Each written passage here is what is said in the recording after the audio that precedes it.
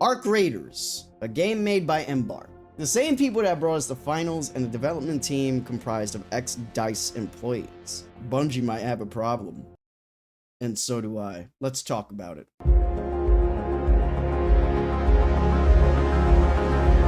Arc Raiders has been in development for the last 4 years, maybe longer. And I was lucky enough to be part of Tech Test 2. To which, from my understanding, was opened up to console players. I participated on the Xbox side because I wasn't sure if it was cross-platform or cross-play. Ding, ding, ding! It's cross-platform, guys. So all you PC guys out there can play with your console casuals. Now, what is Arc Raiders? It's an extraction shooter that's based in a post-apocalyptic future of Earth where robots really hate us and want us dead. Kinda like Terminator. Nobody knows why or how it happened, and from what I could glean from the story, it doesn't even look like we know what the year is. But AI has taken over, and the only way humanity can survive is by living underground in massive cities and looting the surface for supplies. The city we are introduced to is Speranza, and it's like Zion from The Matrix, except less tragically dark and no dirty raves and caves where people wear absolutely no shoes. Yuck. So who are we? We are a raider. A brave soul crazy enough to volunteer to venture out into the vast expanse of the Rust Belt to loot for items and bring them back to the world below. Upon venturing on the surface, you will encounter Arc. Arc are the robots that want us dead, and they range in variety and type. You got roly-poly balls that spit fire at you. You have drones, some of which are armored to the teeth and others a bit more squishy. Some drones even have rockets attached to them. God damn it, man. Some spot you and call for friends to rip your skin off. You even have small spider-like drones that attach to your face like headmongers from Alien.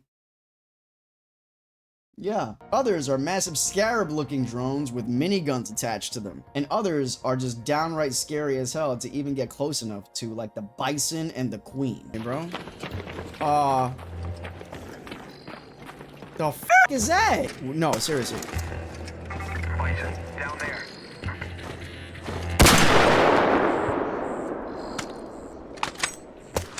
I don't think we should be fucking with this. No.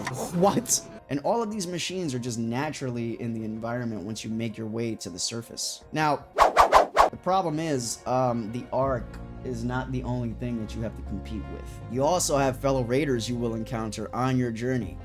And these are players in the game, just like you. And when you see them or come across them, you have two options. Kill them and grab their loot, just like in Apex Legends, or try to negotiate trades or team up to take on the Rust Belt together. And you do this by utilizing your in-game chat. And if you choose the latter option, you run the risk of your fellow raiders just outright just killing you. Or, if you get lucky enough, you made a friend to take on the Rust Belt together, which leads me to what this game is all about. To break this down in the most basic of basic ways, you go to the surface either solo or with the squad of another 2 players with you.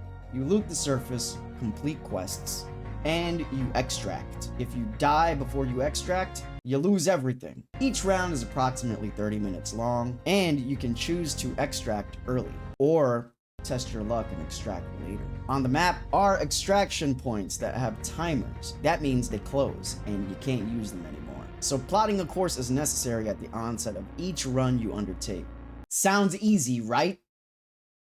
Nope. Because there are so many factors while exploring, literally anything can happen. A simple run where you're trying to complete an objective can easily go south quickly, and the one resource you need or quest you need to complete could easily be across the map, which means you're traversing through dangerous zones in order to complete it. Or you could be at an extraction thinking you're safe, and then another team busts out of the bushes killing you. Tough luck, buddy. You lost all your stuff. Pretty much, there's never any one round that feels or plays the exact same way. In my time playing the Tech Test, what fascinated me the most was how any simple run becomes that much more complicated due to all of these factors within the world. It led to some really fun and incredibly intense gameplay. But to go a bit deeper, when you are in Speranza, you acquire quests. Early on, these quests give you access to important things within Speranza, such as being able to create a crafting bench and expand on your crafting benches, utilizing the resources you brought back to make some cool gadgets and guns. Everything in the world is necessary. Even that rubber ducky you found on the surface. Whether it's for selling the item to acquire in-game currency to use in the shops, or to recycle as crafting materials so you can MacGyver a new gun. Everything is useful. So doing those quests for your fellow shop owners is an absolute necessity. And they provide you with good resources to progress your character. Which now brings me to character progression. There is a skill tree, and every time you level up once in the game, you acquire 1 skill point. Each skill within the tree needs 5 points to max out, which means you need to be strategic about where you're putting your points. These skills branch out based on conditioning, mobility, and survival perks, and range as you branch out into the tree. The base of the tree upgrades basic things such as stamina, looting capacity, and your ability to parkour. But going up the tree, you get perks like being more quiet while breaching and looting, or moving faster while crouched. On top of this, character progression also expands into your workshops as well. They even put me in the game. It's a rooster! They got a rooster in the game, bro! They got me in the game, bro! We'll perhaps bring back dubiously sourced materials and share them with you.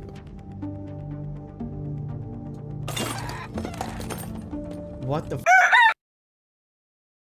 There's a rooster in the game, guys.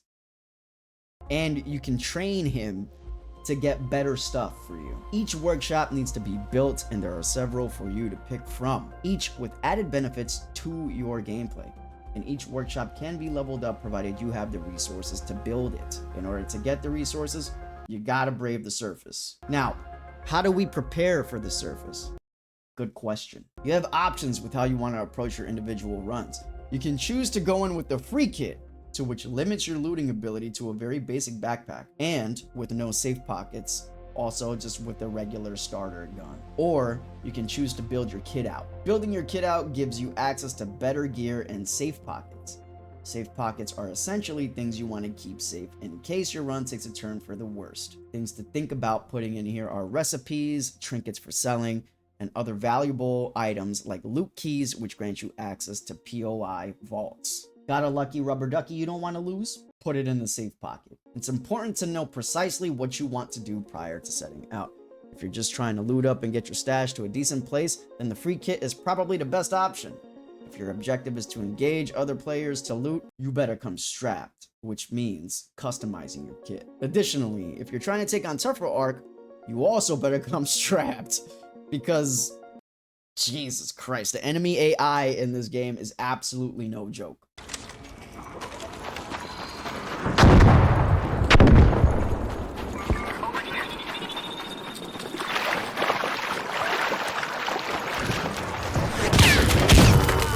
God damn it, man.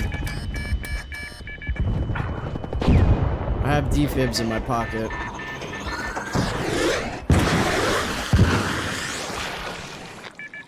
Oh, Jesus Christ. They can easily one-tap you if you're not prepared. So the question really boils down to, what do you want to do in your individual runs? Because if you die, you lose all your stuff. And that mechanic alone really adds a lot of tension to each individual run. I've had matches, several matches, where I've gone in strapped, okay, with all of my best guns and my best gear, and I regretted it immediately because I got ambushed, or a third-party team came up and I lost all of my stuff.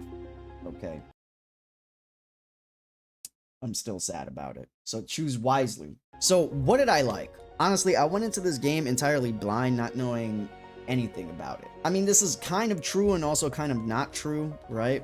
Because I have been following this game for quite some time since it's been announced. But by the way of the actual mechanics of the game and the gameplay, I knew absolutely nothing about it. At the onset, the game is pretty overwhelming. It takes a lot of time to get used to and can be frustrating trying to get things done if you're going down a checklist of quests you want to complete. But once you unlock things, upgrade workbenches, and understand the general loop of the game, the addiction kicks in. Everything starts to click and you become enthralled in the experience. As of the tech test, I was only able to play 3 maps: the Dam, Spaceport, and the Buried City. Each map has an option for a night raid, to which from my understanding is a more intense experience because it's dark and apparently there's better loot. And if you actually think that the dark doesn't add to the experience, trust me, it does. Stay inside.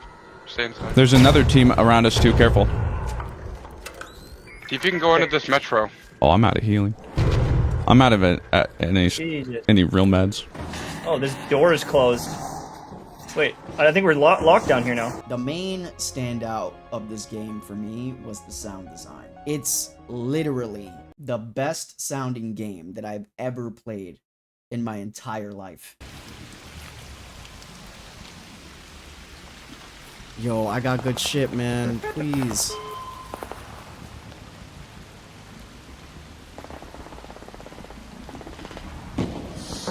Oh, no. This is not good.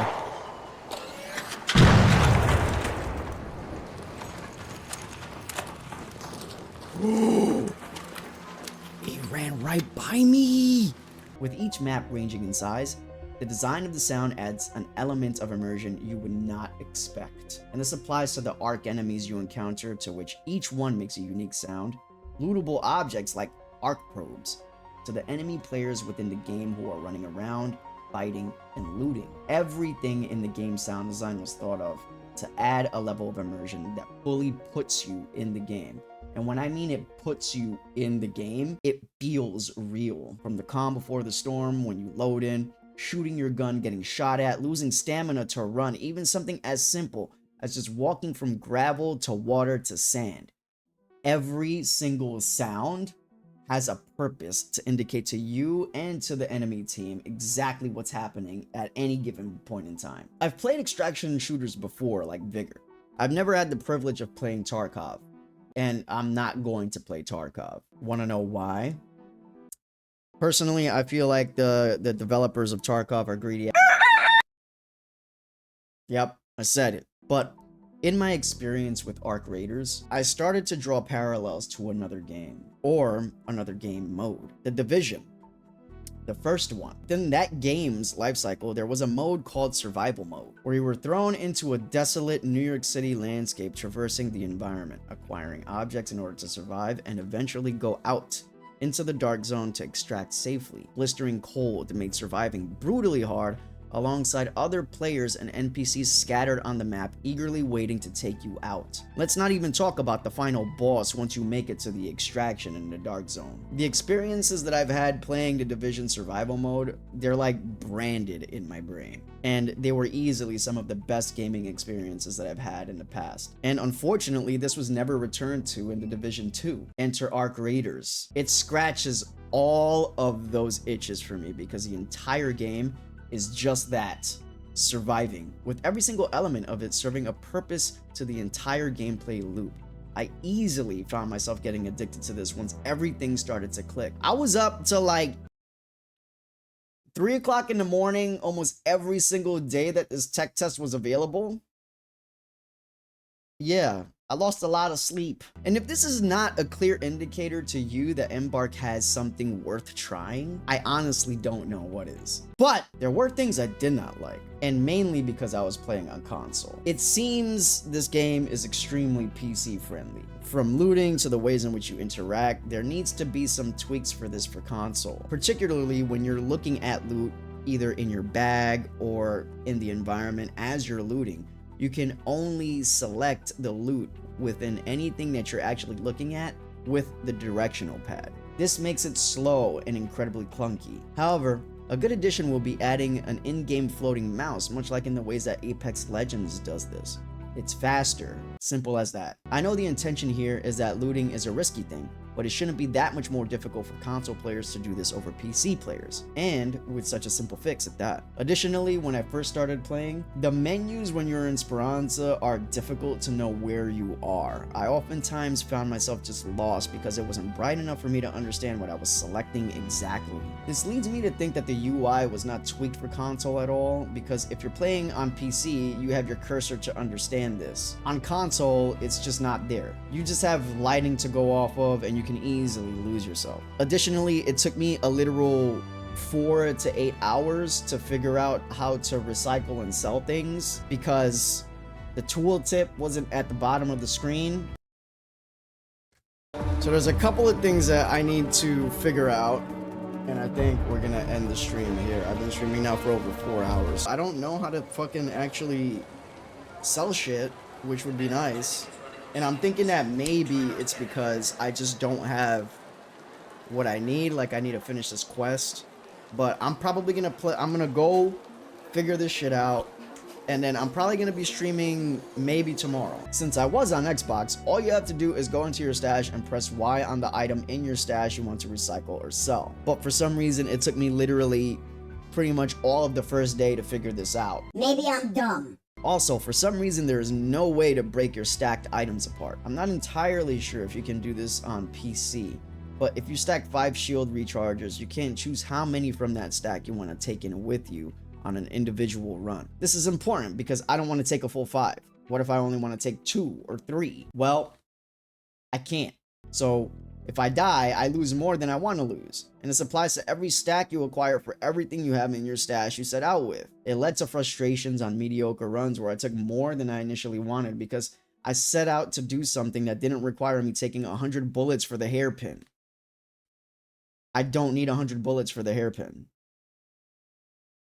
Other things that happened were in-game, such as tapping X to open the door. If I had used 1 bullet in my hairpin to take out a security cam, it would reload my gun rather than open the door. Holding X sometimes would freeze my character in place, and reviving a teammate just wouldn't revive my teammate, and I would have to crouch or run away from him and come back to revive him. Or it just wouldn't work at all, and I would have to tragically watch them bleed to death. Sometimes the in-game chat would just break where my whole squad would be in global, or I would be in global, or we just couldn't hear each other. Chat is necessary in this game, guys. And if you're in global chat all the time, that means every little thing you say is in the game, which means you're giving your position away. The chat is an active in-game mechanic. If chat breaks, it kind of makes the game worse. Other things that happened which left me uncontrollably laughing was this.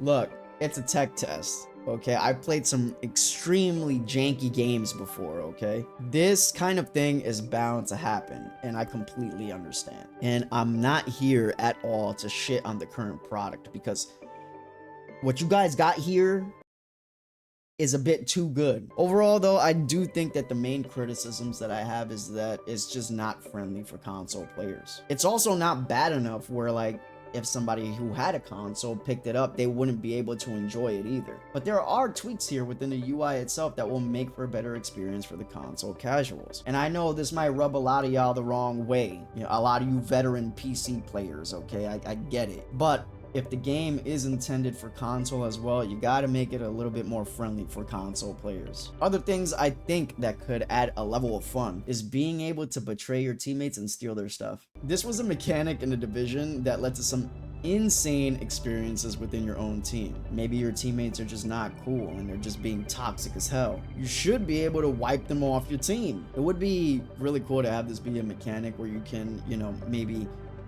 send a message or vote to betray one of your teammates as a result of this. Or on the flip side, if you just wanted to go rogue and just take their loot, you should be able to do that. This would add a completely new level of, can I trust my teammates? Can I actually trust them? So how do I feel overall about Arc Raiders? Let me just say this. Every day of the tech test, whether I had work the next day or not, I played until the early morning hours with my eyes red. Just going for that one run that would get me out of there like a loot goblin. The feeling of just one more run, and I could get out with that thing that I needed. I could acquire that gun that I lost, or that item that I need to upgrade my workbenches. It just kept drawing me in. There's something here that is inherently addicting. It's the chase of acquiring new gear, the purpose of leveling up your character, and the adrenaline of each run that you load into. Every single time that that loading screen appeared and, you know, you shoot through the tunnel, I genuinely felt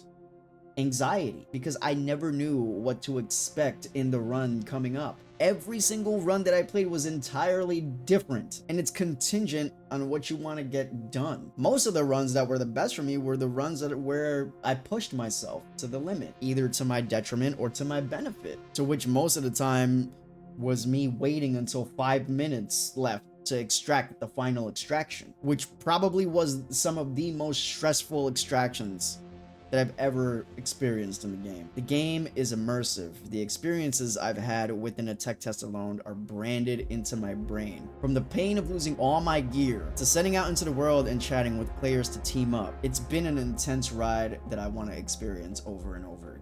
This isn't to say that the game is in perfect condition. Like I said before, I do still think that it needs some tweaks here and there to be a little bit more friendly for console players. And I'm sure the people who played on PC have a lot of feedback as well. But it's so close. It's so close. And in all honesty, if you guys release this game right now in its current state, people will play it. Yeah, here we are at the end of the video. And you want to know if this game is the marathon killer. First off, I want to say that I didn't get a chance to play the marathon closed alpha. I applied and I got a response afterwards and they pretty much said, sorry. Never got an invite.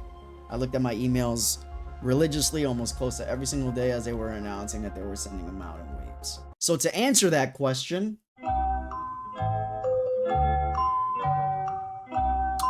I don't know. What? What the fuck? Probably not the answer you wanted, right? Yeah. I clickbaited your ass. Deal with it. In all honesty though, if I had to weigh in on what looked better, clearly Arc Raiders takes it. This is not to say that I'm not looking forward to Marathon, because I actually am, but after a first-hand experience with Arc Raiders, I can safely say Embark has lightning in a bottle here. Even with clear things that need to be fixed, I would happily play Arc Raiders today if they released it in its current state. And people are going to play Arc Raiders, whether you like an extraction shooter or not. And that's the point. Arc Raiders makes it accessible more than I actually feel that Marathon could, and with a denser atmosphere than what Marathon currently has. It's also not to say that this isn't Embark's first tech test or closed alpha, and with Marathon getting very close to September, it's just tough to say if it's going to survive with only one closed alpha. I'm concerned. Not only that, a lot of mixed reviews. And interestingly enough, I did have the pleasure to play with a couple of teammates within Arc Raiders who had access to both the Marathon closed alpha and also the tech test for Arc Raiders. And all of them unanimously said, you're not missing much. Well, me personally, if I had to suggest one over the other, I would suggest Arc Raiders immediately. Plus, there's a damn rooster in it, man. But what I think, what do you think? Did you have access to Embark's tech test 2? And if you did, how did you like it? And if you didn't, and you're just curious about it, are you actually looking forward to it? I want to hear your thoughts. I'm genuinely curious. This has been quite a debate online with these two tech tests kind of landing in the same kind of time, kind of overlapping a little bit. And I want to know how you feel about all of this. Okay, so please leave a comment. I'll be happy to respond to anybody who talks to me about this. And I also want to know a lot more about Marathon. If you played Marathon, please let me know how it is. I've seen people playing it, right? But I want to know. I want to know from you if you played Marathon. I'm very curious to understand and to learn more about that game as well. Thanks so much for watching, guys. I appreciate everything that you do. If you like this, please like, share, and subscribe. Any engagement helps. And as always, my friends, peace, and much love. I'll catch y'all on the next one.